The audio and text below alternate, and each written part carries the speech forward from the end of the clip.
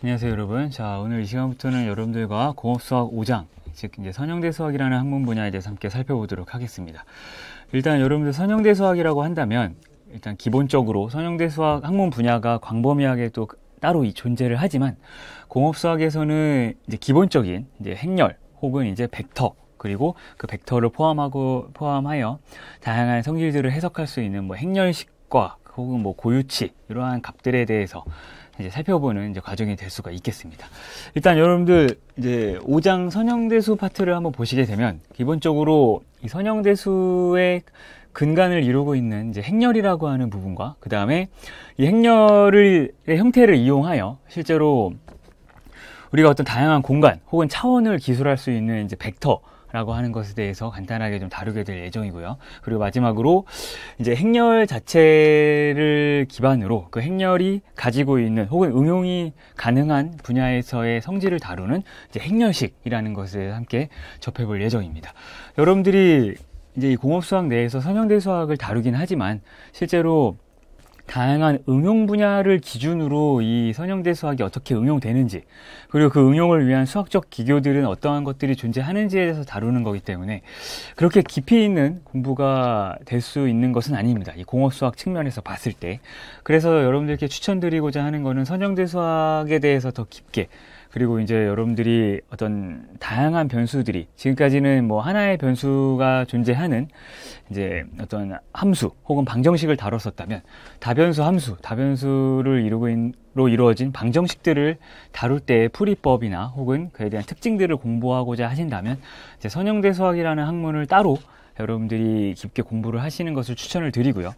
이제 오늘 저와 함께 다룰 공업수학 내에서 존재하는 선형대 수학은 이제 어떤 공학적인 응용을 위해서 필요한 이런 특성들이 선형대 수학에 존재하기 때문에 이 부분을 다양한 어떤 뭐 물리 시스템이나 전기 시스템에 이제 이러한 형식으로 접근해서 응용할 수 있구나라는 것을 다루기 위한 부분들을 이제 함께 공부하는 것이라고 생각해 주시면 될 것 같습니다. 자, 그래서 여러분들 이제 선형대 수학은 이제 큰 범주에서 보시면은 말 그대로 이제 선형적인 것들을 다루게 됩니다. 그래서 근간으로 본다면 여러분들 이제 리니어 트랜스포메이션이라고 하는 선형 변환 자체를 다루는 것이기 때문에 여러분들이 선형 변환이라는 것은 이제 고등학교 때 혹은 중학교 때 이제 공부를 하셨던 행렬을 이용해서 변환을 통해 다양한 어떤 이 차원에서 어떤 또 다른 차원으로 변환시키는 과정을 이제 생각해 보실 수가 있고요. 기본적인 형태로 보신다면 여러분들께서 이제 조금 이따 행렬에 대해서 다시 좀 논의를 하겠지만 이제 자, A, B, C, D라고 하는 이제 2x2 행렬이 존재를 할 때 여러분들이 이 오른쪽에 이 행렬과 연산이 이루어지는 기본 이제 값들이 있을 겁니다. 여러분들은 아무래도 이제 고등학교 때나 이제 대학교 이제 초반에 행렬을 다루면서 보통 뭐 2x1이나 3x1의 형태를 가지고 있는 행렬을 많이 다루셨을 텐데, 예를 들어서 이제 2x1이라고 하는 x, y라는 원소를 가지고 있는 행렬이 존재한다고 할 때 이 행렬과 곱해지면서 어떠한 결과가 나오느냐라고 했을 때, 자, 여러분들 곱의 규칙에 따라서 자, 여기 이제 ax 플러스 by라는 값과 그리고 여러분들 이제 cx 플러스 이제 dy라고 하는 값의 결과를 도출할 수 있다는 것을 아실 수 있을 겁니다. 자, 이때 중요한 것은 여러분들 이 xy라고 하는 값이 이 행렬 이제 a, b, c, d의 원소를 갖고 있는 이 행렬에 의해서 이렇게 변환이 된다는 것이죠. 이렇게 이제 변환이 될 수 있다는 것은 실제로 어떠한 뭐 제곱이나 여러 가지 뭐 비선형적인 형태로서 변환이 이루어지는 것이 아니라 선형적인 변환으로 결과를 도출하기 때문에 이제 리니어 트랜스포메이션의 어떤 한 가지 형태로서 정의가 될 수 있고요. 이런 행렬의 연산 자체가 이때 이러한 어떤 변환에서의 그 리니어를 이제 실제로 선형대 수학에서는 다루고 있고, 그 다루는 과정에서의 거꾸로 이러한 어떤 선형적인 조합으로 이루어진 함수 자체를 행렬로 표현할 수가 있고, 이 행렬 연산 자체를 결과로서 이러한 x, y라는 값을 좌표평면상에서 어떠한 위치로 또 보낼 수 있는지, 그 위치로 보내는 행렬의 특성은 또 어떤 형태가 있는지, 그리고 여러분들이 고등학교 때 공부를 하셨을 그 어떤 회전 변환이라는 것조차도 여러분들이 행렬의 형태로서 사인, 코사인을 원소를 갖고 있도록 표현이 될 수가 있죠. 그래서 여러분들 아시다시피 다양한 어떤 곱 그리고 합의 조합으로서 연산의 형태를 행렬의 값으로 표현할 수가 있고, 그 결과 다양한 특성을 가지고 우리가 기존에 표현하지 못했던, 수식적으로 표현하지 못했던 부분들을 행렬을 이용해서 다양한 변수들까지, 즉 하나의 변수만을 갖고 있는 것이 아니라 다변수의 형태로서 이 오른쪽 곱해지는 행렬의 원소의 개수만 늘어나게 된다면 변수 자체가 이제 한 3, 4개 그 이상으로 만들어지면서 여러 가지를 동시에 다룰 수 있게 된다는 겁니다. 또 이러한 특성을 통해서 행렬을 공부하시고 나면 바로 연립방정식 자체도 하나의 어떤 행렬 곱하기 또 어떤 행렬은 어떤 행렬이다 라고 해서 하나의 함수의 형태로 표현할 수 있다는 이점이 있고요. 그리고 그 연립방정식의 어떤 해나 그리고 어떤 그 풀이 과정의 특성 자체를 이 왼쪽에 곱해지는 행렬의 특성을 분석해봄으로 인해서 뭐 해가 유일하게 하나 존재한다 혹은 해가 무수히 많다라는 것까지 판단할 수 있게 된다는 것이죠. 그래서 행렬 자체는 여러분들 다양한 분야에서, 즉 수학적인 형태로 해석을 하는 데 있어서 굉장히 유용한 장점을 제공해주고 있고요. 이러한 행렬의 어떤 기법 개발과 수학적인 이제 분석을 통해서 여러분들이 다양한 응용 분야로 적용할 수 있다는 것을 오늘 이 공업수학에서의 선형대수를 공부하시면서 함께 좀 정리를 해보도록 하겠습니다. 자, 그래서 먼저 여러분들 이제 행렬과 벡터 그리고 행렬식까지 이제 이 공업수학 5장 선형대수학에서 함께 다뤄볼 예정이고요. 실제로 선형대수학 자체는 여러분들 뭐 벡터나 행렬 그리고 행렬식은 여러분들 실제로 이제 영어로는 이제 디터미넌트라고도 이제 이야기를 하고요. 굉장히 행렬 자체를 하나의 스칼라 상수값으로 표현을 하면서 그 상수 하나 자체가 굉장히 그 연립방정식 자체 혹은 다양한 시스템의 특성을 또 대표할 수 있다라는 것을 이제 확인할 수가 있을 겁니다. 그리고 그 다음에 배우는 아이겐밸류라고 하는 고유치, 고유 벡터 또한 이제 어떤 그 시스템을 설명하는 데 있어서 또 풀이하는 데 있어서 굉장히 중요한 내용을 다루게 되고요. 가장 먼저 이제 여러분들 행렬, 벡터, 행렬식에서 행렬에 대해서는 많이 다뤄보셨을 수도 있지만, 그리고 최근 교육 과정에서는 행렬 자체가 중고등학교 때 다루지 않는 과정으로 이제 빠져 있기 때문에 간단하게만 정리를 하고 넘어간다면, 일단 행렬 자체는 어떤 방대한 양의 데이터, 즉 함수 자체를 구조조이고 간략한 형태로 표현할 수 있는 어떤 수학적 도구라고 볼 수가 있습니다. 여러분들이 숫자는 말 그대로 그 숫자가 가지고 있는 어떤 개념 그리고 어떤 양적 표현을 한 가지 문자로 혹은 다양한 이제 조합된 문자로 표현할 수가 있는 반면, 그러한 어떤 다양한 의미를 갖고 있는 숫자들을 한꺼번에 집합으로 모아서 표현할 수 있는 게 행렬이죠. 구조적으로 본다면,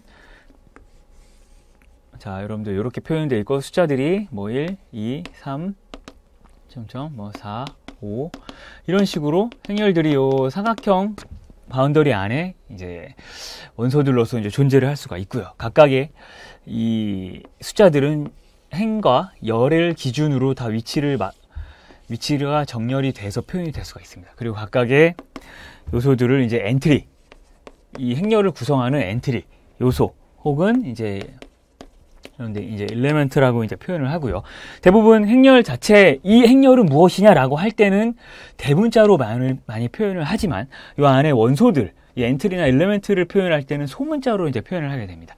그리고 행렬은 각각의 좌표를 표현하기 위해서 어떤 코디네이션 기법으로 표현하는 것이 아니라 요 행과 열을 기준으로 이제 표현을 하게 됩니다. 그래서 맨 위와 왼쪽을 기준으로 1,1 원소는 당연히 1의 값을 갖게 되고요. 그리고 행의 값을 먼저 써주시면서 1행 2열, 그 다음에 뭐 2행 3열의 값은 5다. 뭐 이런 식으로 표현을 해주시게 됩니다.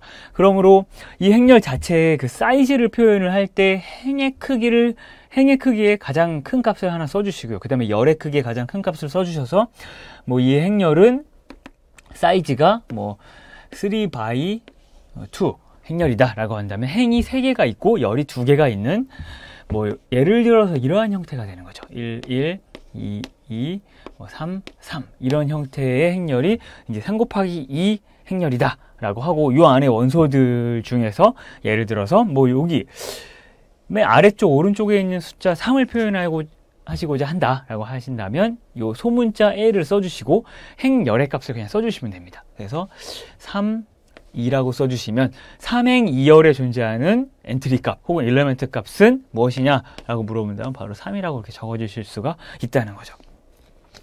그리고 이제 사이즈 값 자체가 여러분들 뭐 m 곱하기 n 임의의 행렬이라고 할 때 예를 들어서 요 m 곱하기 n 중에서 m과 n의 값이 서로 같다면 요 행렬을 바로 이제 정방 행렬이라고 하고요. 영어로는 이제 스퀘어 매트릭스라고 이제 정의를 하게 됩니다. 스퀘어 매트릭스.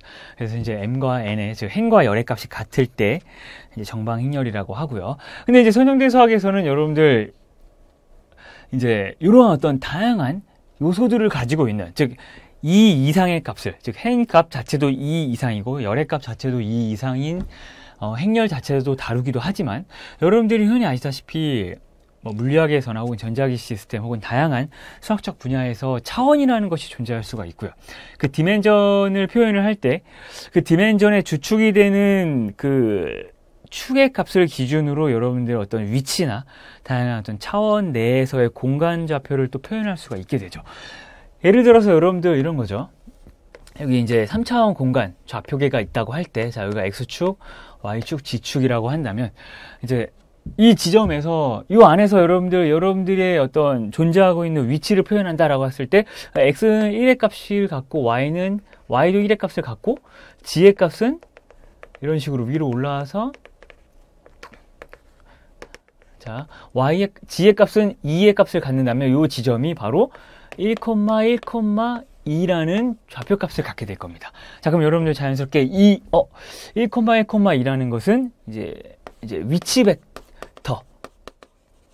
위치 벡터라는 것이다라고 정의를 해주실 수가 있고, 그 다음에 이 위치 벡터 자체는 하나의 어떤 벡터, 즉 크기와 방향성을 가지고 있는 물리량 혹은 어떤 수학적 정의라고 정의할 수가 있으며, 이 값 자체를 우리는 포지션 벡터이다라고 하고, 행렬의 개념을 빌어서 이제 1, 2 이렇게 이제 표현하실 수도 있고요. 근데 보통 이렇게 눕혀서 표현하는 방법은 이제 많이 피하게 됩니다. 왜냐하면 이 눕혀서 표현을 하게 되면 행렬과 연산을 할 때 이제 그 디멘전이 맞지 않아서 보통 세로로 표현을 하게 된다는 거죠. 1, 2.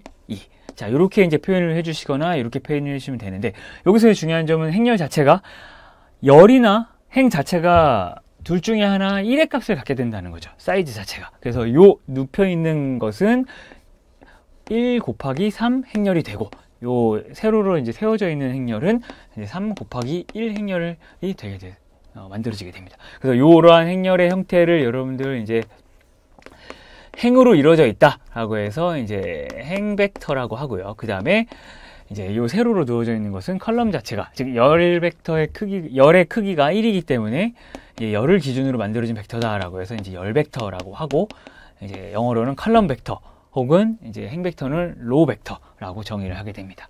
그래서 보통 크게 두 가지 형태로 이제 공부를 하시게 됩니다. 연립방정식을 행렬로 표현하시면서 어떤 사이즈가 존재하는 뭐 행이나 열 둘 중에 하나가 1의 값을 갖는 게 아닌 이제 이러한 어떤 사이즈가 존재하는 행렬에 대해서 다루시고, 그 다음에 이것과 곱해지는 이제 열 벡터에 대해서 이제 다루게 될 겁니다.